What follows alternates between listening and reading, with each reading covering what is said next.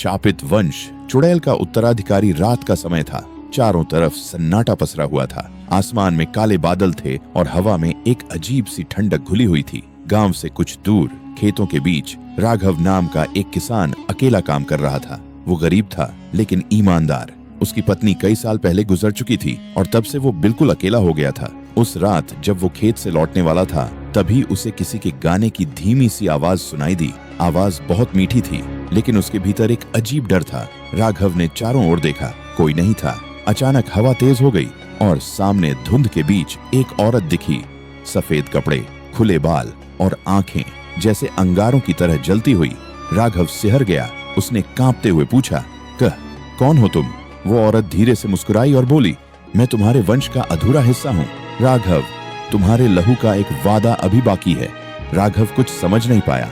वो पीछे हटने लगा लेकिन औरत ने उसके हाथ पर कुछ रख दिया, एक काला ताबीज, और फिर एक झोंके में वो गायब हो गई। राघव हैरान था। उस रात नींद उसकी आंखों से कोसों दूर थी।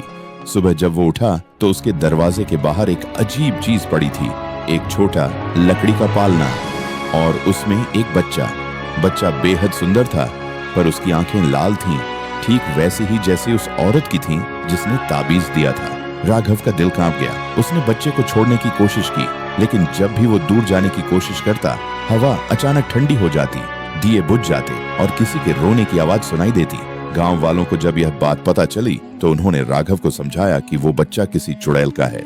लोगों ने कहा, उसे उस जंगल में छोड़ दो जहां से वो आया है, वरना अनर्थ होगा। लेकिन राघव ऐसा नहीं कर सका।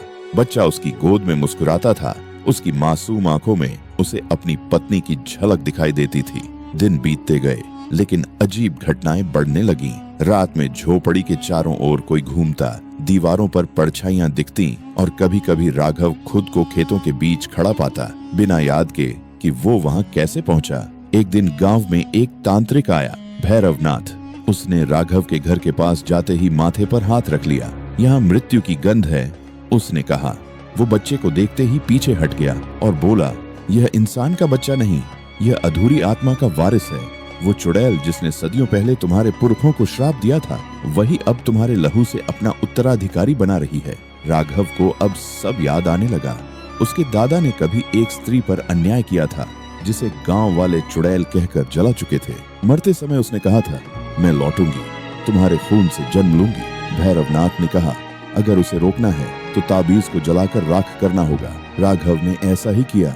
जैसे ही ताबीज आग में गिरा, आसमान में गर्जना हुई, धरती हिल गई और वही औरत चुड़ैल आग की लपटों के बीच प्रकट हुई। उसकी आंखें अब और भी भयावह थीं। वो बोली, राघव, तूने मेरा वादा तोड़ा। अब तेरा अंत उसी के हाथों होगा जिसे तू अपना बेटा कहता है। राघव ने बच्चे की तरफ देखा। बच्चा अब मुस्कुरा नहीं रहा था। उसकी आंखें जल रही थीं और उसके होंठों से वही चुड़ैल की आवाज निकली। माँ का वादा पूरा हो गया। अगली सुबह गांव वाले राघव की झोपड़ी के पास पहुंचे। सब कुछ जला हुआ था। न राघव था न वो बच्चा, बस राख में एक जला हुआ काला ताबीज पड़ा था जो अब भी हल्का सा धुआं छोड़ रहा था। कहते हैं उस गांव में अब भी रात को एक बच्चे के रोने की आवाज आती है और अगर कोई उस ताबीज को छू ले तो चुड़ैल उसके खून में नया जीवन ढूंढ लेती है।